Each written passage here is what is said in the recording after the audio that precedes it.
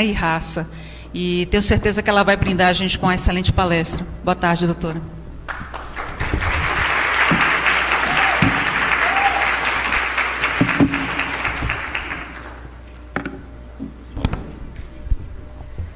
Muito boa tarde a todas e todos aqui presentes. É com muito prazer que eu retorno a essa cidade, a qual me acolheu há alguns anos. Eu morei em Vitória da Conquista, em 2012, atuando pela Defensoria Pública da União. Para quem não sabe, eu sou defensora pública federal há 8 anos. Sou integrante de um grupo de trabalho na Defensoria Pública da União que chama GT Mulheres. E também sou membro do grupo de pesquisa do Instituto Baiano de Direito Processual Penal. Sou coordenadora adjunta atualmente, junto com a professora Ana Gabriela. E desde o ano passado, desde 2017, quando iniciamos as atividades do grupo de pesquisa, algumas inquietações me vieram à cabeça, à tona, a preocupação com a relação com a epistemologia feminista e as ciências criminais. Ainda no grupo de trabalho da Defensoria Pública da União, que foi criado ano passado, em março de 2018, um dos primeiros desafios desse grupo de trabalho específico foi a atuação em um processo, uma arguição de descobrimento de preceito fundamental no âmbito do Supremo Tribunal Federal, a DPF 442. E, atendendo ao chamado, então, na época da ministra Rosa Weber, a Defensoria Pública da União se habilitou nos autos daquele processo, cujo objeto era tratar da descriminalização do aborto. E, ao realizar os trabalhos para apresentar os memoriais, foi inevitável efetuar reflexões sobre a necessária interseccionalidade, a necessária relação de gênero, classe e raça, na argumentação que desenvolveríamos naquela ação. E foi muito importante o trabalho de pesquisa realizado no âmbito do nosso grupo de pesquisa, porque a leitura dos textos nos oportunizou, à época, efetuar um recorte diferente do que se estava acostumado a efetuar dentro da dogmática clássica do direito penal, do direito processual penal. Pelo menos dentro da minha formação em termos de graduação, embora eu tivesse acesso a professores que fizeram análises críticas, não houve uma abordagem sobre gênero, não houve uma abordagem antirracista, né, quando se tratava propriamente de questões do direito penal. E, a partir das reflexões, das pesquisas realizadas e do trabalho nesse processo específico, nessa ação, né, constitucional, que foi a DPF 442, a argumentação desenvolvida pela Defensoria Pública da União, ela necessariamente passou pela abordagem interseccional. A interseccionalidade é um conceito que tem muito sido falado ultimamente. Foi um conceito cunhado por uma jurista americana negra, o nome dela é Kimberly Crenshaw. E esse conceito, ele serve de ferramenta para justamente observar os fenômenos que acontecem de discriminação e opressão em relação à condição da mulher negra. Ela utiliza uma metáfora que é muito didática para poder explicar o que é a interseccionalidade. Porque quando pensamos nos marcadores da opressão e da desigualdade, nós podemos elencar gênero, podemos elencar raça, podemos elencar orientação sexual, classe.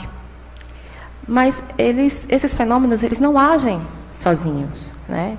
A pesquisadora, ao analisar alguns casos concretos, que envolvia, inclusive, direitos humanos das mulheres negras no âmbito dos Estados Unidos, verificou que existiam questões que as mulheres negras eram discriminadas, mas que não se poderia dizer que era uma questão de discriminação exclusivamente de gênero, porque dentro das oportunidades que eram reivindicadas por elas, as mulheres brancas eram contempladas, como, por exemplo, o acesso a alguns determinados postos de trabalho. Então, o movimento de mulheres, ao reivindicar o acesso a determinados postos de trabalho, fora, evidentemente, do trabalho doméstico, entendeu-se que não haveria discriminação de gênero porque as mulheres brancas tinham acesso. Em relação a outros direitos relacionados em comparação com a situação dos homens, né, as mulheres negras, elas não poderiam dizer que seriam discriminadas em função de raça porque os homens também tinham acesso a esses postos de trabalho. Então, haveria uma certa encruzilhada, né? Como é que explica esse tipo de opressão? Já que não se pode falar exclusivamente de gênero, já que não se pode falar exclusivamente de raça. Então, a interseccionalidade, ela criou uma metáfora que simboliza o cruzamento de ruas. Os marcadores da desigualdade poderiam ser entrecruzados, como um cruzamento de ruas. E, na encruzilhada, especificamente, a mulher negra ela é atingida tanto pela mobilização de energia da opressão de gênero, quanto da mobilização da opressão de raça. Então, a mulher negra ela é atingida duplamente. Então, nasce aí o conceito de interseccionalidade com a Kimberly Crenshaw, mas a Angela Davis fala sobre isso no clássico livro Mulheres, Raça e Classe. A Patricia Hill Collins também tem textos sobre o assunto. E aqui no Brasil, ultimamente, nós temos, inclusive, uma escritora baiana que recentemente lançou o livro que é Interseccionalidade, que é extremamente didático para poder explicar esse fenômeno. Mas, voltando ao nosso recorte jurídico, a abordagem da Defensoria escolheu a ação interseccional. Porque, em matéria de gênero, já estava muito claro que a própria criminalização da interrupção da gravidez possui um componente de gênero, sobretudo quando a gente analisa sob o filtro da criminalização primária. Mas, analisando sobre o ponto da criminalização secundária, observamos que essa tipificação delitiva ela não atingia todas as mulheres que estariam envolvidas com essa prática. Por quê? Como se chegou a essa conclusão? Em 2016, foi realizada a Pesquisa Nacional do Aborto pelo Instituto Anis, que, inclusive, é um instituto participante que assinou a petição inicial, junto com o partido que subscreveu. E essa pesquisa, ela fez um diagnóstico, ela tirou um raio-x da situação das mulheres que realizavam o aborto no Brasil. Chegou-se à conclusão que não existia um estereótipo óbvio da mulher que realiza a interrupção da gravidez. Todas as mulheres das classes sociais mais diversas, de religiões mais diversas, realizavam a prática. Mas o que é que explica, quando analisamos os processos judiciais, quando analisamos as denúncias realizadas, porque, estatisticamente, a criminalização ela atinge especificamente mulheres negras de classes menos favorecidas, né? É uma conta que certamente não fecha.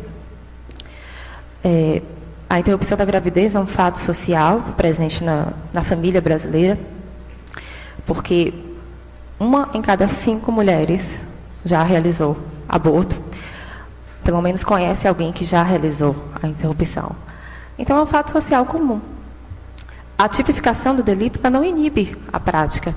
Então, o que argumentamos na ADPF, nos nossos memoriais, é que o direito penal ele não é um instrumento adequado para resolver o problema da interrupção da gravidez, seja por razões morais, seja por razões jurídicas. O argumento jurídico contrário é a proteção à vida, né? No âmbito da audiência pública, muitas entidades religiosas, inclusive, manifestaram-se pleiteando a defesa do direito à vida. Mas a defesa, o direito à vida, ele não está protegido pelo direito penal, porque o fenômeno ele continua acontecendo, ele vai ocorrer, ele já ocorreu, independente da tipificação. Então, a contradição perversa que foi indicada por nós, que, na verdade, não apenas a Defensoria Pública da União se debruçou sobre o tema, diversos atores falaram sobre o assunto, é que ocorre simplesmente uma seletividade, porque o Estado, ele omite-se no seu dever de realizar a defesa dos direitos reprodutivos da mulher. Só que essa omissão, ela prejudica as mulheres em caráter dúplice. Não apenas no âmbito criminal, porque já sabemos que a criminalização ocorre de maneira secundária, ela atinge mulheres pobres, mulheres negras, mas os efeitos colaterais dessa criminalização são perversos. Porque no âmbito da saúde pública, as instituições de saúde não estão preparadas para acolher as mulheres que procuram o serviço de saúde, inclusive aquelas que sofrem abortos espontâneos. Não apenas o aborto provocado, né, é um problema de saúde pública. O que acontece é que as instituições não estão preparadas para acolher as mulheres, elas, por vezes, são revitimizadas no âmbito do sistema de saúde, e as mulheres que praticam a interrupção da gravidez em caráter clandestino, inseguro, aquelas que não têm condições financeiras de buscar uma clínica de saúde para realizar o procedimento, elas sofrem a morbimortalidade por conta dos efeitos dos procedimentos realizados de maneira perigosa, precária. Então, é uma situação que é uma situação de saúde pública, que afeta a saúde reprodutiva das mulheres, mas o Estado ele simplesmente silencia, ele simplesmente fecha os olhos para esse fenômeno, porque, em verdade, o público que está sendo atingido por esse problema é um público específico. São as mulheres negras, as mulheres pobres, periféricas. Então, por tal razão, não interessa a descriminalização da interrupção da gravidez. O que é que acontece em termos de gênero? Como se lança um olhar de gênero em um problema que, a princípio, está adstrito à esfera penal? Historicamente, na verdade, quando a gente procura remontar à época do contrato social, aos contratualistas, vemos que nasce ali a semente do nosso ordenamento jurídico, mas os contratualistas, à época, já pregavam que o homem teria o direito natural sobre a mulher. O direito de dominação sobre a mulher e o seu corpo seria um direito natural. Então, o direito de igualdade, quando ele nasce ainda no contexto do pacto social, ele nasce contaminado por essa noção distorcida de igualdade, porque ainda legitima a desigualdade de gênero, desde a raiz. Então, essa ideia de submissão da mulher, de controle do corpo da mulher, até da própria divisão do trabalho, porque aconteceu também a divisão sexual do trabalho nesse sentido, porque ao homem cabe o trabalho na esfera pública e à mulher cabe o trabalho na esfera privada. A partir dessa divisão, foram necessários estabelecer controles sociais. O controle realizado pela família, o controle realizado pelo Estado, o controle realizado pela religião. Então, historicamente, vivemos, nós mulheres, essa situação de desigualdade de gênero, e essa desigualdade ela é refletida no âmbito jurídico, porque ainda hoje não se pode falar que a mulher ainda é considerada sujeito de direito. Em verdade, ela continua sendo objeto, porque a contaminação da noção de igualdade, ela nasce com essa dissociação, com essa legitimação através do direito natural da submissão da mulher, e essa distorção não foi corrigida ainda hoje. É o que a gente chama de androcentrismo do direito. E esse androcentrismo está presente também, principalmente na área do direito penal, nas ciências criminais. O androcentrismo é o que podemos dizer que é a valoração do homem como centro da experiência humana. O homem ele é considerado como o único referencial quando se trata da aferição de direitos. Até a própria Declaração dos Direitos do Homem, ela nasce dessa forma, É especificamente uma declaração dos direitos do homem, mas de um homem específico, de um homem branco. Então, existem todas essas contradições na nossa história jurídica, no nosso pacto social, que ele excluiu alguns atores desse cenário. Então, essa noção de androcentrismo, do que chamamos de androcentrismo do direito penal, ela permanece. Inclusive, hoje pela manhã tivemos algumas discussões muito interessantes e que tratavam de sintomas desse androcentrismo, como o próprio problema que acomete as vítimas de violência de gênero. A violência de gênero pode ser a violência sexual, pode ser a violência doméstica e a violência obstétrica também é um exemplo de violência de gênero no âmbito do direito reprodutivo. A invisibilização da vítima, ou a revitimização, ou até o próprio constrangimento, ele é um sintoma desse caráter androcêntrico do direito, que ele não possui as lentes para a real problemática feminina. Mas por que isso acontece? Porque o direito nasce legitimando a dominação masculina, porque o direito ainda é aplicado por homens, o direito feito para homens também. Eu lembro, alguém suscitou alguma discussão aqui hoje pela manhã, que a gente tem esse problema de representação na doutrina. Temos poucos doutrinadores, poucas doutrinadoras mulheres. Temos pouquíssima produção de conhecimento ainda no âmbito do direito, e especificamente quando a gente precisa lançar esses olhares de gênero, lançar esses recortes sobre a problemática do tratamento da mulher e da invisibilização do sistema. Então, o androcentrismo, ele explica Porque que se criminaliza uma conduta que, na verdade, ela diz respeito a um problema de saúde pública, é um problema de saúde reprodutiva, é um dever do Estado garantir saúde reprodutiva, planejamento familiar, garantir a saúde da mulher. Mas, no fundo, o controle social, ele age para controlar o papel social da maternidade. Quando a gente fala de papel social, a gente está falando de um atributo de gênero. Então, se é o papel social da maternidade que é efetivamente controlado através de uma tipificação penal, é uma problemática de gênero que a gente tem no Código Penal desde 1940. O artigo 124, o artigo 126 do Código Penal claramente reflete um instrumento de controle social. É o que costumamos dizer, que quando o Estado falha, na verdade, quando a família falha, quando a igreja falha, o Estado entra através do seu braço mais pesado, com o seu braço mais perverso, que é o direito penal, para resolver o problema. Então, a nossa argumentação jurídica defesa nos nossos memoriais, no sentido de que não é um problema do direito penal, é um problema de saúde pública, e é muito cômodo e confortável para o Estado simplesmente tipificar e utilizar o direito penal, porque ele sabe, na verdade, nós sabemos que o sistema, ele age com os seus tentáculos especificamente direcionados a uma população pobre, a uma população negra, e nesse caso, em que existe um recorte de gênero, ele afeta as mulheres negras.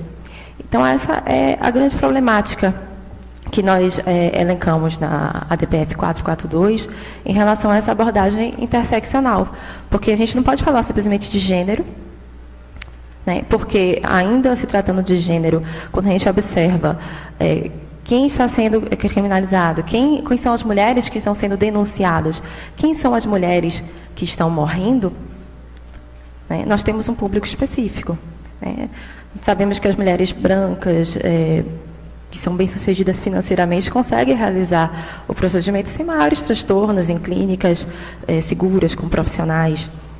Então, o problema ele continua acontecendo. Se o aborto é um problema para o Estado, ele está acontecendo, independente de constar no direito penal. Então, necessariamente, o cruzamento da raça e da classe, ele precisa ser uma fonte de argumentação no âmbito do processo para demonstrar a contradição e a injustiça, para não dizer a perversidade do sistema. Porque nós, que somos operadores do direito, nós sabemos que, na prática, é um tipo de delito que ele não vai gerar especificamente um encarceramento, embora existem casos de encarceramento de mulheres que realizaram interrupção da gravidez, inclusive que foram presas em flagrante ainda dentro da instituição de saúde. Mas, na prática, os números não são expressivos. Só que o problema enquanto houver a tipificação, enquanto o fato for crime, as mulheres que procuram os serviços de saúde para se socorrer, elas vão continuar morrendo. As mulheres que sofrem aborto espontâneo, elas não vão ter acesso, por exemplo, à medicação, que é obrigação do SUS fornecer, que inclusive hoje está em falta no sistema de saúde. Elas não vão ter acesso porque a criminalização impede que se crie uma estrutura de abordagem, de defesa de saúde reprodutiva. Mas por que o Estado não se preocupa com saúde reprodutiva? Essa é uma pergunta que fica, no ar. Qual a finalidade ideológica por trás da criminalização? Porque o Estado não se interessa em resolver esse problema utilizando outros critérios, outras ferramentas que não o direito penal. Porque entendemos que o Estado, nesse caso, ele precisa agir com a devida diligência, sim. As normas internacionais preceituam que deve haver intervenção do Estado no tratamento da defesa reprodutiva da mulher. Deve haver, inclusive, intervenção do Estado também no combate à violência de gênero. Embora, particularmente, eu não acredite que a conduta punitiva ela é a solução, mas o Estado precisa intervir para o enfrentamento da violência sexual, para a violência doméstica, para a violência obstétrica. Mas ele não se aparelha dos instrumentos que administrativamente poderiam ser utilizados para resolver essas questões, assim como, no caso da saúde reprodutiva, da descriminalização do aborto, o Estado simplesmente acomoda-se e opta pela tipificação penal, pelo encarceramento, pela morte das mulheres. Então, entendemos que a criminalização ela guarda uma certa cumplicidade com a mortalidade materna. porque a mortalidade das mulheres que se submetem ao procedimento. Eu queria ler alguns números da pesquisa, porque isso fica um pouco mais claro para ilustrar. A Pesquisa Nacional do Aborto, ela detectou o perfil das mulheres que realizaram o procedimento. Então, 67% têm filhos, né? Então, não é o caso que envolve mulheres jovens, imaturas, no começo da vida, não é essa a situação. 67% das mulheres já tinham filhos e optaram por realizar o procedimento. 88% declararam ter religião. Então, a gente cai um pouco por terra a questão moral, né? O incômodo moral com esse tipo de decisão. Sendo 56% católicas, 25% evangélicas ou protestantes, e 7% professavam outras religiões. A maior incidência de abortos provocados na população de mulheres negras com menor grau de escolaridade são aquelas que viviam na região norte, nordeste e centro-oeste, que é um dado semelhante que foi identificado pelo censo do IBGE, que foi realizado em 2014. E as mulheres com baixo grau de escolaridade. A mortalidade materna, nesse caso, ele é um indicador das condições de saúde da mulher.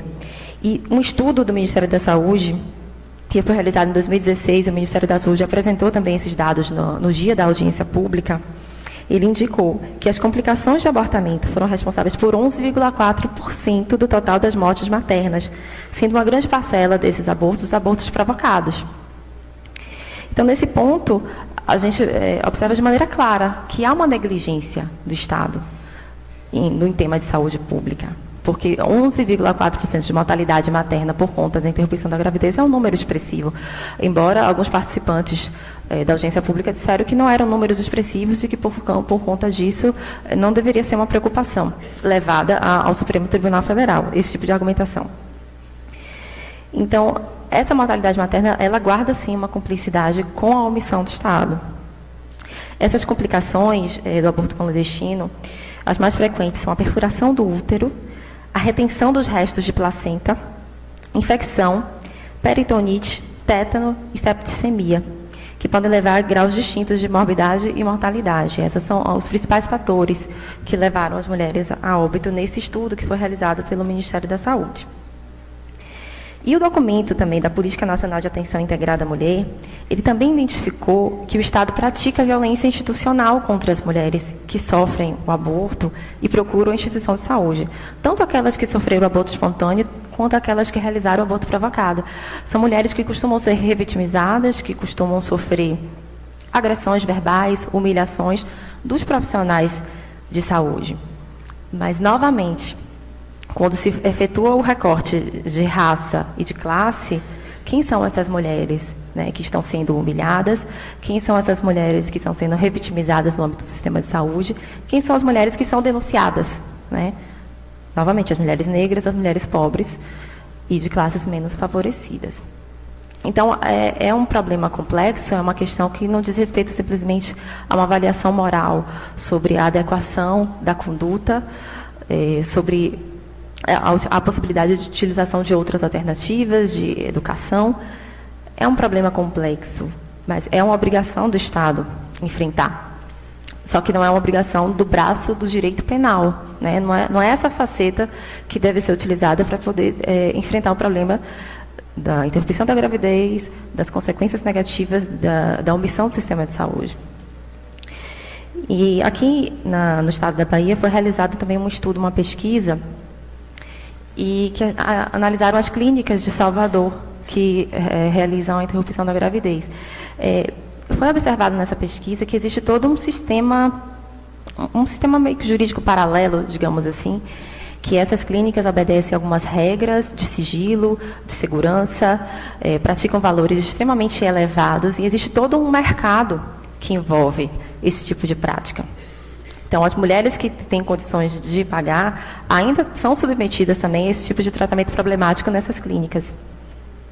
Então, o que queremos dizer em relação ao enfrentamento da análise interseccional é trazer essa reflexão para o âmbito do direito, porque eu não aprendi na faculdade a analisar esse problema utilizando-se de outras ciências jurídicas, como a sociologia, como a antropologia, como a psicologia. A gente acaba fazendo esse tipo de reflexão em outros níveis acadêmicos. Mas eu creio que é preciso haver uma mudança na cultura jurídica, é preciso haver um rompimento dessa cultura jurídica androcêntrica, porque justamente esse androcentrismo, ele cria uma espécie de miopia para os problemas que fazem parte da realidade do universo feminino. Ele cria uma espécie de miopia para o tipo de tratamento que a mulher precisa ter, não apenas no âmbito do sistema de saúde, mas no sistema de justiça.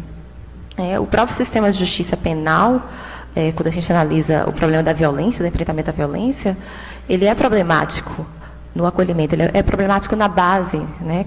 Podemos falar que nas delegacias de polícia as mulheres costumam ser revitimizadas, humilhadas, silenciadas, muitas vezes o próprio constrangimento de procurar uma delegacia de polícia para fazer uma denúncia de violência, seja ela sexual, seja ela violência doméstica ou até mesmo obstétrica, que inclusive é um tipo de violência de gênero que é muito pouco difundida, mas é violência de gênero sim, porque ela guarda o recorte relacionado ao papel social da maternidade. Então, a base do sistema de justiça criminal ela já é problemática no âmbito do tratamento das autoridades policiais, porque não há um preparo, não há uma capacitação para o acolhimento da mulher nesse tipo de situação de vulnerabilidade. E isso só pode ser explicado pelo olhar androcêntrico, porque o direito, a ciência criminal ainda é androcêntrica, seja em termos de produção de conhecimento, seja em termos de aplicação.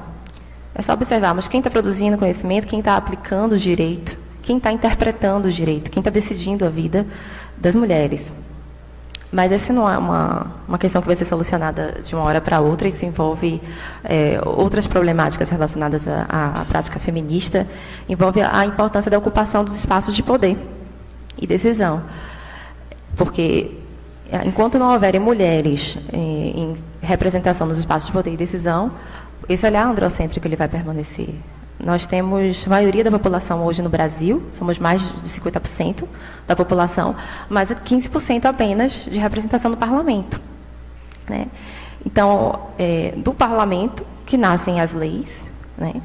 E as políticas públicas poderão ou não ser implementadas a depender do conteúdo dessa legislação que ainda hoje é produzida por homens.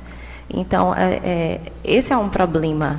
Assim, talvez a chave do problema do androcentrismo, da invisibilidade, do silenciamento das mulheres, é a ausência de representação.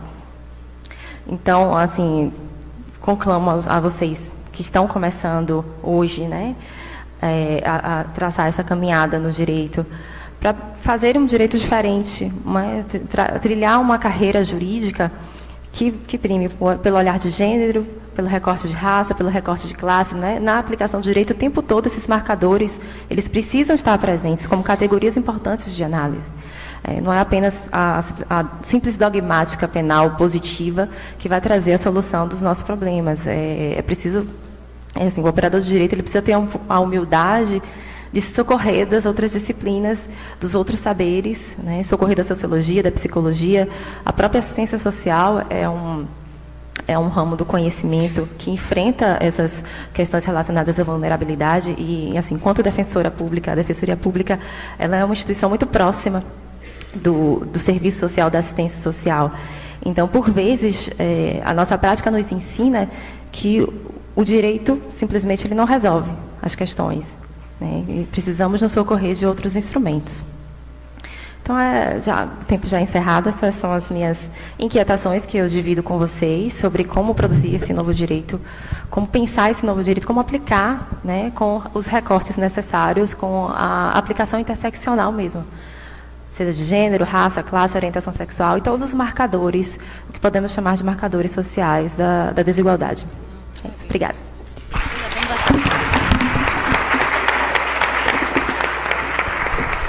Excelente palestra, doutora Charlene.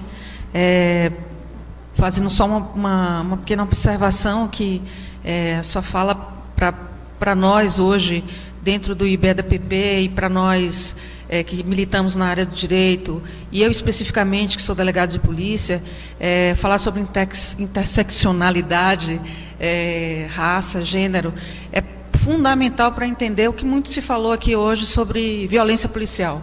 Eu estava com vários colegas aqui hoje, né, que foram convidados pelo nosso sindicato para estar aqui presente. Eles vieram e a discussão é sempre essa, assim, por que nós por que nos falam que somos violentos, né?